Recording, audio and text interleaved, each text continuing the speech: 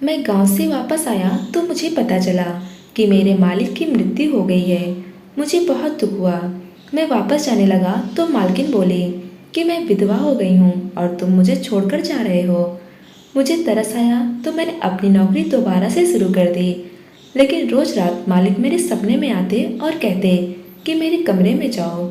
मैं परेशान हो जाता, भला मालकिन के कमरे में कैसे जा सकता था। एक रात मजबूर होकर मालिक के कमरे में बिना नॉक किए चला गया तो मेरे पैरों तले जमीन निकल गई, क्योंकि वहाँ तो मेरा नाम दीनू है। अपने मालिक के यहाँ मैं ड्राइवर की नौकरी करता था। मेरा काम था मालिक को ऑफिस ले जाना और वहाँ से लाना। एक दिन मैं अपने मालिक के सामने खड़ा छुट्टी की अपील कर रहा था। मैं बोला, साहब जी, बस 10 दिन की ही तो बात है, आप मुझे मेरे गांव जाने की अनुमति दे दो। मेरी पत्नी की डिलीवरी होने वाली है। मैं चाहता हूँ कि इस मुश्किल घड़ी में मैं अपनी पत्नी के साथ रहूँ। मालिक किसी गम का शिकार हो गए थे। कहने लगे, तुम्हारे जाने से मेरा बहुत नुकसान हो जाएगा। ये बताओ मैं तुम्हें कैसे जाने दूँ। मैं बहुत परेशान हूँ और बोला, मालिक कैसा नुकसान, मैं तो एक मामूली सा ड्राइवर हूँ। मालिक बोले, मेरे पास एक बहुत बड़ा राज है। अगर तुम्हें मालूम हो जाएगा तो तुम्हें यकीन हो जाएगा कि तुम कितने खास हो। मैं बोला, मुझे भी बताइए, ऐसी क्या बात है। मालिक ने कहा, बच्चे की डिलीवरी से फ्री हो जाओ और जब तुम वापस आओगे तो मैं तुम्हें बहुत ज़रूरी बातें बताऊंगा। आज से पहले मालिक ने कभी मेरे साथ इस तरह की कोई बातें नहीं की थी। मुझे अब मालिक की बातें जानने की चाहत बढ़ गई थी। मैंने बोला, मालिक इस तरह तो मुझे चैन नहीं आएगा। मैं अपने गांव चला तो जाऊंगा, मगर मैं आपकी बातें सोच सोच कर परेशान हो जाऊंगा। आप मुझे जाने से पहले सारी बातें बता दो। मालिक बोले, दीनू, तुम्हें खुद कुछ बातों की जांच पड़ताल करनी है, फिर सब कुछ तुम्हारे सामने आ जाएगा। तुम मुझसे वादा करो, तुम बहुत जल्दी लौट कर आओगे। मैंने मालिक से वादा कर लिया और अपने कमरे में आकर अपना सामान पैक करने लगा। मगर अभी तक मेरे दिमाग मालिक की बातों में उलझा हुआ था। ना जाने वो मुझसे क्या कहना चाहते थे। फिर भी मेरे समझ में कुछ नहीं आया। मैं खुद को एक मामूली सा ड्राइवर पाया था।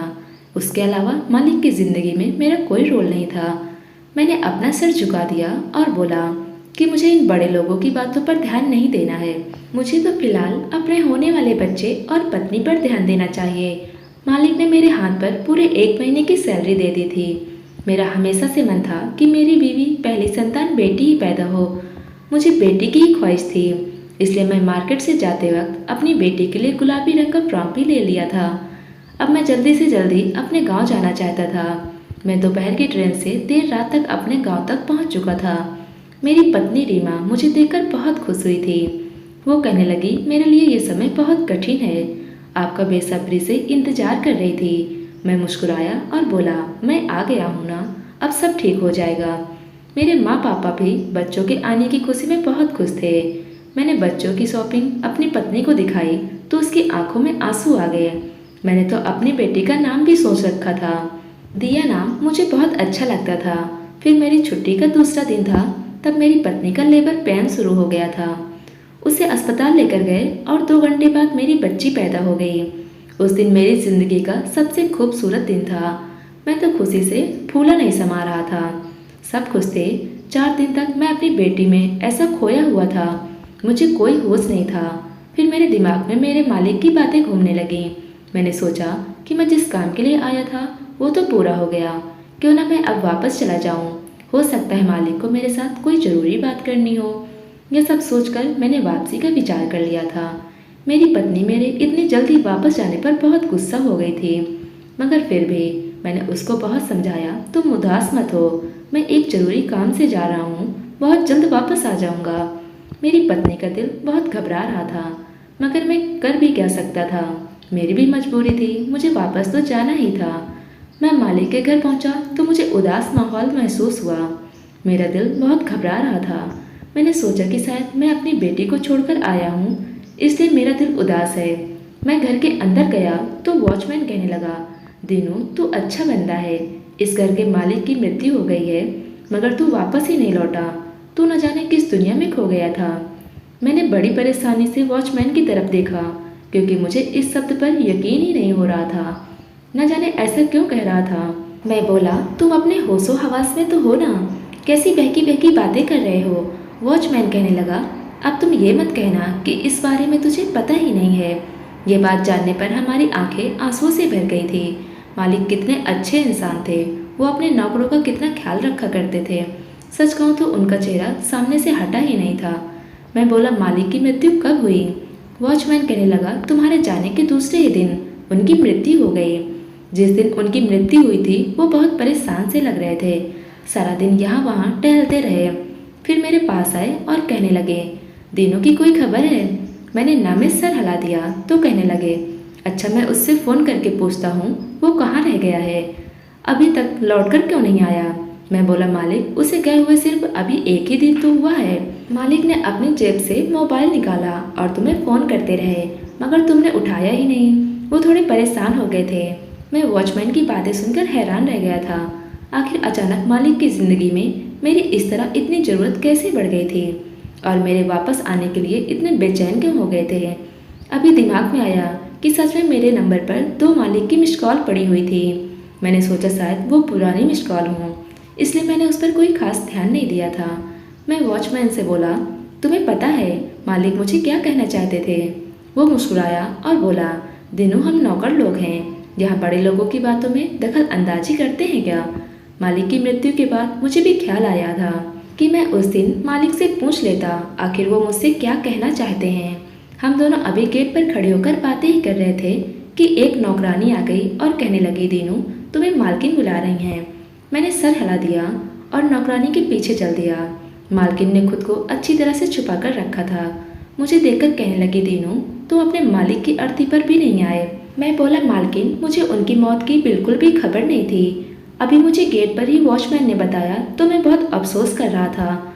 मालकिन कहने लगी, तुम्हारे बच्चे की पैदाइश हो गई। मैं बोला कि मालकिन भगवान ने मुझे एक प्यारी सी बेटी दी है। वो कहने लगी, तुम्हें बहुत बहुत मुबारक हो। अगर तुम्हें 1 महीने की छुट्टी और चाहिए तो मैं देने के लिए तैयार हूँ। मैं मालकिन की बातें सुनकर हैरान हुआ था क्योंकि उनके घर में मेरी ड्यूटी सिर्फ इतनी ही थी कि मैं मालिक को घर से ऑफिस और ऑफिस से घर छोड़ दिया करता था। अब जब मालिक ही नहीं रहे तो इसका मतलब क्या था कि मेरी जॉब भी खत्म हो चुकी थी। मैं बोला, मालकिन मेरा तो यहाँ कोई काम ही नहीं है, मैं वापस अपने गांव चला जाऊंगा और वहीं पर कोई काम ढूंढ लूंगा।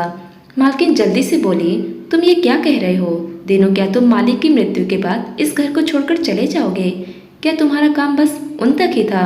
बाकी किसी नौकरों ने भी नौकरी छोड़ने की बात नहीं की, तो फिर तुम ऐसा कैसे कह रहे हो? मैं बोला, मालकिन मेरा काम तो बस मालिक का ही था और मालिक ही नहीं रहे तो मैं यहाँ रहकर क्या करूँगा? मालकिन कहने लगी, अब मुझे तुम्हारी ज़रूरत है, तुम यह काम छोड़कर मत जाओ। मुझे मालकिन पर तरस आ गया था, इसलिए मैंने इरादा कर लिया था कि जब तक मालकिन को मेरी ज़रूरत है मैं तब तक यहाँ पर रहूँगा। इसलिए मैंने हाँ में सर हिला दिया और बाहर निकल गया। हम सभी नौकरों को रहने के लिए छत भी दी गई थी। मैं अपने कमरे में आकर बैठ गया। मुझे कुछ भी अच्छा नहीं लग रहा था। मौत एक बहुत ही खौफनाक सच है। कोई इंसान सामने होता है और चल फिर रहा होता है और फिर एक ऐसा भी वक्त आता है उस इंसान का कोई नामो निशान ही नहीं रहता, बस उसकी यादें रह जाती हैं। मुझे मालिक की मौत का बहुत सदमा लगा था क्योंकि वो एक बहुत अच्छे इंसान थे। मैं उनके साथ पिछले 12 साल से काम कर रहा था। मालिक ने हमें सैलरी देने के मामले में भी कभी कोई नौटंकी नहीं की थी। वो हमेशा लोगों का बहुत ख्याल रखते थे। कभी गुस्से में भी हमसे कोई बात नहीं करते थे। वो हर रोज मुझे बस इतना कहते थे, दिनों गाड़ी निकालो, मेरा इंतजार करो, गाड़ी स्टार्ट करो। बस हमारा इतना ही काम था। अब मुझे मालिक की कई बातें याद आ रही थी जो उन्होंने अपनी मृत्यु से कुछ दिन पहले की थी। ना जाने वो मुझे किस राज के बारे में बात कर रहे थे, ना जाने वो मुझसे कैसी बातें करने वाले थे और इन सारी बातों में उलझता ही जा रहा था। अब इसके बारे में किसी से पूछा भी नहीं जा सकता था और ना ही कोई जवाब मेरे हाथ में था। रात हुई तो नौकरानी मेरा खाना लेकर मेरे कमरे में आ गई थी। वो मुझे देखकर बोली, दीनू मालिक तुम्हें बहुत याद कर रहे थे। मैं उसकी बात सुनकर हैरान हो गया था। मैं बोला, तुम्हें कैसे मालूम हुआ? वो कहने लगी, जिस दिन तुम यहाँ से गए थे उस दिन वो मुझे कह रहे थे कि दीनू कब तक आएगा। तो मैंने बोला कि मुझे तो इसके बारे में कुछ भी नहीं पता। तो फिर वो कहने लगे, तुम्हारे ख्याल में दीनू कैसा आदमी है? मैंने बोला कि वो अच्छा लड़का है। मैं आज तक उसमें किसी तरह की कोई भी बुराई नहीं देखी। वो अपने काम से काम रखता है और किसी से गलत बात नहीं करता। मेरी बात सुनकर मालिक के चेहरे पर मुस्कुराहट आ गई थी। इतना कहकर वो मेरे कमरे से जाने लगी तो मैंने बोला, तुम कुछ और जानती हो क्या? मैं कहा नहीं और खाना रखकर चली गई। मैं खाना खाकर अपने बिस्तर पर लेट गया था। बहुत जल्दी ही मैं सो गया। फिर मालिक मेरे कमरे में आए और कहने लगे, दीनू जल्दी से उठो और मेरे कमरे में जाओ, वहाँ एक चीज़ तुम्हारा इंतजार कर रही है। मैं हड़बड़ाकर उठकर बैठ गया। मेरा पूरा बदन पसीने से भी भीग गया था। मैं अपना सर पकड़कर बैठ गया। मालिक का मेरे सपने में आना मुझे हैरान कर रहा था। मैंने जल्दी से पानी पिया और उठकर कमरे में टहलने लगा और सोचने लगा, मेरे सपने में मालिक क्यों आए थे? उन्होंने मुझे अपने कमरे में जाने का इशारा किया था। शायद उनके कमरे में कुछ ऐसा है, उनके कमरे में कुछ ऐसा है जिससे मेरी सारी परेशानी दूर हो सकती है। मगर मैं मजबूर था। मालिक के कमरे में नहीं जा सकता था क्योंकि वहाँ पर मालकिन थी और मालकिन मालिक के गम में अपने कमरे में बैठी हुई थी। और मैं बड़ी बेचैनी से अपने सपने के बारे में सोचता रहा। फिर मैं सर झटक दिया और सोचा, शायद आज मैं दिन भर सभी लोगों के मुंह से मालिक की बातें सुनी हैं, इसलिए मैंने उनको सपने में देखा है। सपने का हकीकत से कोई लेना देना नहीं है। यह सब सोचते सोचते रात बीत गई थी। सुबह का सवेरा फैल चुका था। मैंने अपनी पत्नी का नंबर मिलाया और उससे बातें करने लगी। वो मेरी आवाज़ सुनकर ही फूट फूट कर रोने लगी थी। वो बोली, आप मुझे छोड़कर क्यों चले गए? हमारी बेटी रात रात भर रोती है, मुझे नहीं संभाली जाती, आप आकर अपनी बेटी को संभालो। मैंने बोला, क्या हो गया है रीमा तुम्हें? तुम इतनी कमज़ोर दिल की औरत तो नहीं थी, तुम बहुत हिम्मत वाली हो। मुझे पूरी उम्मीद है ये कठिन वक्त भी बीत जाएगा। फिर मैंने उसे अपने मालिक की मौत के बारे में बताया तो वो बहुत उदास हो गई थी।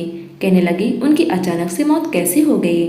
मैं बोला, मुझे इस बारे में तो कुछ भी खबर नहीं है, मगर जब मैं छुट्टी लेकर घर वापस आने लगा था तब मालिक ने मुझसे कहा था कि वो मेरे साथ कोई ज़रूरी बात करना चाहते हैं। मुझे इस बात का बहुत अफसोस है कि ज़िंदगी ने उन्हें इतनी भी मोहलत नहीं दी कि वो अपने दिल की बात मेरे साथ शेयर कर सकते। फिर मैंने उसे अपने सपने के बारे में बताया तो वो चौंक गई और कहने लगी, दीनू मरे लोग यूं ही किसी के सपने में नहीं आया करते। यकीनन वो आपसे कुछ कहना चाहते हैं। जब आप नींद से जगे तो आपको जल्दी से अपने मालिक के कमरे में जाना चाहिए था। मैं बोला, तुम कैसी बात कर रही हो? रात का वक्त था, तब मालकिन अपने कमरे में थी। वो अपने पति के गम में वहाँ बैठी रहती हैं। मैं जवान हूँ और उनके कमरे में जाना अच्छा नहीं लगता। फिर मैं अपनी बेटी के बारे में पूछने लगा था। इतनी देर में नौकरानी मेरे पास आई और बोली, मैम साहब का हुक्म है, गाड़ी निकालो। मैं जल्दी से फ़ोन रखकर अपने कमरे से बाहर आ गया था। मैंने गाड़ी स्टार्ट की तो मालकिन आकर बैठ गई थी और कहने लगी, ऑफिस की तरफ मुझे ले चलो। मैं गाड़ी ऑफिस के रास्ते पर मोड़ दी तो मालकिन कहने लगी, दीनू तुम कितने पढ़े लिखे हो? एक ऐसा सवाल था जो आज तक मालिक ने भी मुझसे नहीं पूछा था। मैंने बोला, मैं 10वीं पास हूँ। तब मालकिन बोली, तुम्हारे मालिक मरने से पहले अजीब सी बातें कर रहे थे। वो कह रहे थे कि मुझे अगर कुछ हो गया तो तुम दीनू पर भरोसा कर लेना। वो एक अच्छा और शरीफ लड़का है। इसकी पढ़ाई लिखाई कम है मगर ऑफिस के मामले में मदद लेना। वो तुम्हें परेशान नहीं होने देगा। दीनू सच कहूँ तो मुझे इस बिजनेस वगैरह की समझ नहीं है। तुम बताओ कैसे ये सब संभालते हैं? मेरे तो कोई आगे पीछे भी नहीं है। अब तुम्हें ही अपने मालिक की वसीयत पर अमल करना होगा और मेरी मदद करनी होगी। मैंने बोला, मालकिन मैं गांव का रहने वाला हूँ, मैं पढ़ा लिखा भी कम हूँ और बिजनेस वगैरह के बारे में जानता भी नहीं हूँ। तुम्हारे मालिक की वसीयत है, तुम्हारा काम बस इतना होगा कि तुम अपने मालिक की कुर्सी पर जाकर बैठ जाया करोगे, हर काम पर नज़र रखोगे। बाकी बिजनेस का मामला तो मैनेजर ही देख लेगा। मालिक की कुर्सी पर बैठने से ही तुम्हारी तनख्वाह लाखों में हो जाएगी। मैं तो मालकिन की बात सुनकर ही दंग रह गया था। ऐसा लग रहा था जैसे मेरी लॉटरी लग गई हो। मेरी बेटी दिया मेरे लिए बहुत खुशकिस्मत साबित हुई थी। मालकिन भी मुझसे इसी तरह की उम्मीद लगा रही थी तो मैं उन्हें मना नहीं कर पाया था। वो मेरे साथ ऑफिस गई थी और उन्होंने सबको समझा दिया था कि आज से दीनू इस ऑफिस का बॉस है। तुम सब नोटिस करो कि हर बात मानोगे। मालकिन की बात सुनकर सारे वर्कर मुझे अजीब नज़रों से देख रहे थे और फिर खड़े खड़े ही मेरी हैसियत बदल गई थी। मैं एक मामूली ड्राइवर से एक बहुत बड़ी कंपनी का मालिक बन गया था। मैंने पाया कि मैं यहाँ सिर्फ उनकी देखभाल के लिए था, मगर फिर भी सारे वर्कर मेरे सामने सिर झुकाते थे। अब मैं हर रोज ऑफिस आने लगा था। मेरे किए गए फैसले पर ही सारे वर्कर काम किया करते थे। सब मेरे आगे पीछे करते थे। किसी को छुट्टी चाहिए होती थी तो मुझे जाकर अपील करते थे। ये जिंदगी बहुत हसीन थी। मैंने कभी अपने सपने में भी नहीं सोचा था कि मेरे दिन इस तरह से बदल जाएंगे। मैं जल्दी अपनी तरक्की के बारे में अपनी पत्नी रीमा को बताया। वो बहुत खुश हुई। और मुझसे जिद करने लगे कि अब तो आपकी तनख्वाह भी ज़्यादा हो गई है, मुझे अपने पास बुला लो। मैंने बोला हाँ क्यों नहीं, मैं बहुत जल्द तुम्हें अपने पास बुला लूँगा, मगर अभी मैं एक बहुत बड़ी परेशानी में हूँ। जब मेरी परेशानी खत्म हो जाएगी तो मैं तुम्हें बुला लूँगा। रीमा कहने लगी, दीनू ऐसा भी क्या बात है, आपने तो मुझे फिक्र में ही डाल दिया। मैंने बोला घबराने की कोई ज़रूरत नहीं है, यूँ ही ऑफिस का काम है, एक बार हो जाएगा तो मैं तुम्हें बता दूंगा। रीमा को तो छोड़ बोल दिया था, मगर खुद को तसल्ली देने में नाकामयाब रहा था। मेरी सबसे बड़ी समस्या मेरा सपना था। मुझे हर रात सपने में मालिक नजर आते थे। वो मुझे अपने कमरे में जाने का कहते, मगर मैं कैसे जा सकता था। ये तो बहुत गिरी हुई बात थी। मैं अपनी विधवा मालकिन के कमरे में आधी रात को कैसे चला जाता। मुझे इस बात का भी डर था कि कहीं मालकिन मुझसे गुस्सा न हो जाए और मुझे मेरी हैसियत ही न छीन ले। इस तरह तो मेरी लाखों की तनख्वाह भी खतरे में पड़ सकती है। इसलिए मैं हर रात अपने इस सपने को नज़रअंदाज करता रहा। मुझे मालकिन का ऑफिस ज्वाइन किए हुए पूरा 1 महीना हो गया था और अब तो मेरी तनख्वाह भी मेरे हाथ में आ गई। एक दिन मैं अपने कमरे में ही बैठा हुआ था कि एक नौकरानी आई और वो कहने लगी, दीनू जल्दी से आंगन में आ जाओ, मैम साहब तुम्हें बुला रही हैं। मैं परेशान हो गया कि आखिर ऐसी भी क्या बात हो गई जो मालकिन ने मुझे इतनी जल्दी में बुलाया है। मैं जल्दी से कमरे से निकला और बाहर आया तो मालकिन आंगन में ही बैठी हुई थी और वो फूट फूट कर रो रही थी। मेरी घबराहट बढ़ती जा रही थी। मैंने पूछा, क्या हुआ, आप इस तरह क्यों रो रही हो। मालकिन ने मेरे सामने एक कागज रख दिया। वो कहने लगी, आज मैं अपने कमरे की सफाई कर रही थी तो मुझे वहाँ से ये खत मिला है और ये तुम्हारे नाम का है, मेरे पति ने लिखा था। मैंने कांपते हुए हाथों से वो खत पकड़ लिया था। वो कहने लगी, दीनू इसको पढ़ो और मुझे भी बताओ, मेरे पति तुमसे ऐसे भी क्या कहना चाहते थे जो उन्होंने खत का सहारा लिया। मैंने जब वो खत पढ़ा तो दंग रह गया। इसमें मालिक ने लिखा था कि दीनू, मैं जानता हूँ कि तुम एक शादीशुदा आदमी हो और तुम बहुत जल्दी बाप भी बनने वाले हो, मगर मैं फिर भी तुमसे एक फरियाद करना चाहता हूँ। दीनू, तुम एक अच्छे इंसान हो। मैंने तुम्हारे बारे में बहुत छानबीन करवाई थी तो तुम में किसी भी तरह की कोई बुराई नहीं निकली। तुम्हें पता नहीं है कि डॉक्टर ने बताया कि मुझे एक बहुत ही खतरनाक बीमारी है। मैं बहुत ही जल्दी इस दुनिया से चला जाऊंगा। मेरी पत्नी मेरे पीछे इस दुनिया में अकेली रह जाएगी और मेरी पत्नी का इस दुनिया में मेरे अलावा कोई और नहीं है। ऐसे में मेरी तुमसे फरियाद है कि तुम मेरी पत्नी को अकेला मत छोड़ना। तुम उससे शादी कर लेना, तुम उसका सहारा बन जाना। मैं किसी और आदमी पर भरोसा नहीं कर सकता हूँ। वो बहुत मासूम है, लोगों के हाथों से बहुत जल्दी धोखा खा जाती है। भगवान तुम पर अपनी कृपा बनाए रखे। ये खत पढ़कर मैं दंग रह गया था। समझ नहीं आ रहा था कि मुझे क्या करना चाहिए क्या नहीं।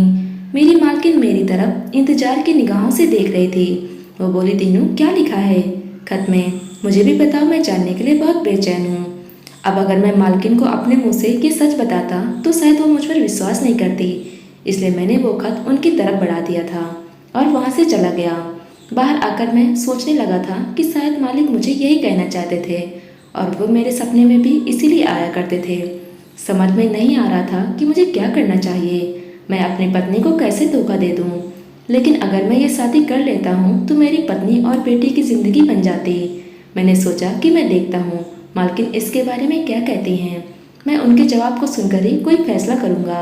रात हुई तो नौकरानी मेरे पास आई और बोली, तुम्हें मालकिन ने बुलाया है। मैं आंगन में आया तो मालकिन वहीं पर बैठी हुई थी। वो कहने लगी, तुमने अपने मालिक की वसीयत के बारे में क्या सोचा है। मैं नजरें झुकाकर खड़ा था और बोला, मैं आपके बारे में ऐसा कुछ सोच भी नहीं सकता हूँ। मालकिन बोली, दीनू मैं भी किसी दूसरे आदमी को अपनी ज़िंदगी में नहीं ला सकती हूँ और अपने पति से बहुत मोहब्बत करती थी, मगर अब मैं मजबूर हो चुकी हूँ। तुम बताओ क्या करूँ। मैं अब मर जाऊंगी मगर अपने पति की वसीयत को हर हाल में पूरा करूंगी। मैं इस रिश्ते से राजी हूँ, तुम मुझे बताओ राजी हो कि नहीं। मैं मालकिन की तरफ देखने लगा था। आज उन्होंने अपना चेहरा मुझसे छिपाया हुआ नहीं था। वो बहुत ही हसीन औरत थी, उम्र में भी मेरी जितनी ही होंगी। मैंने बोला, मालकिन मैं सोचकर बताऊंगा। मैं इतना कहकर अपने कमरे में वापस आ गया था। मालिक का खत मुझे मिल चुका था। सारा सच मेरे सामने था। मुझे था कि अब मालिक मेरे सपने में नहीं आएंगे, लेकिन यह मेरा वहम था।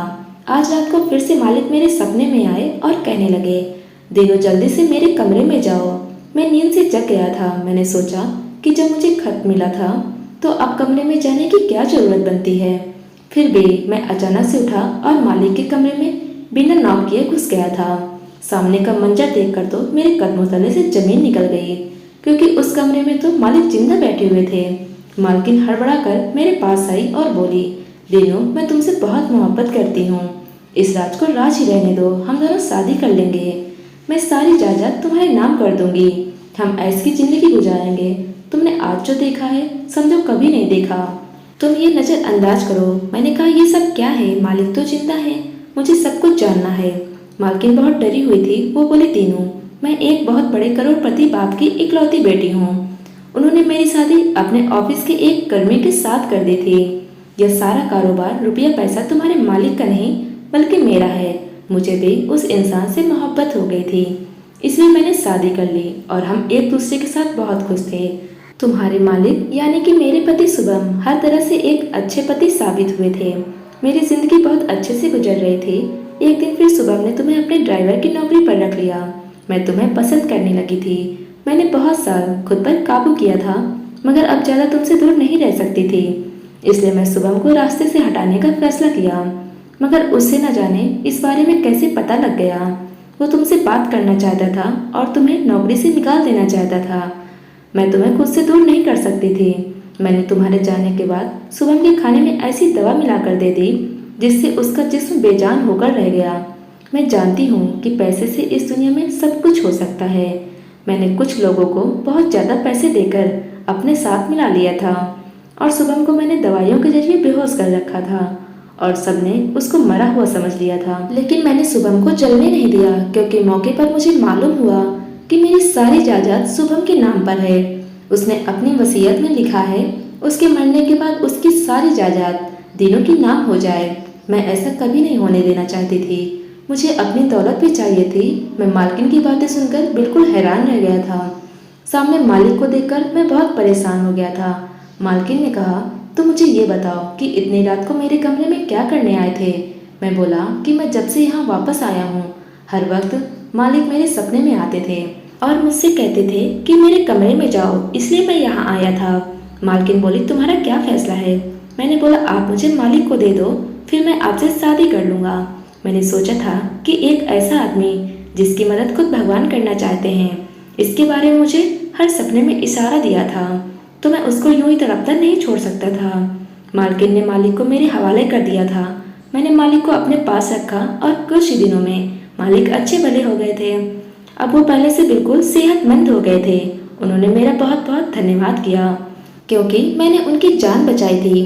मैं वापस अपने गांव जाने लगा तो मालिक ने मुझे इनाम के तौर पर बहुत सारे पैसे दे दिए थे, जो मैंने लेने से मना कर दिया था, मगर उन्होंने बहुत जिद की तो मुझे लेना ही पड़ा।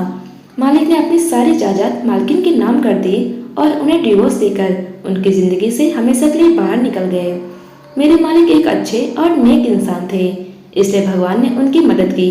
दोस्तों, उम्मीद करती हूँ आज की कहानी आपको पसंद आई होगी। अगर कहानी पसंद आई हो तो वीडियो को लाइक कर लें, चैनल पर नए हो तो चैनल को सब्सक्राइब कर लें। धन्यवाद दोस्तों।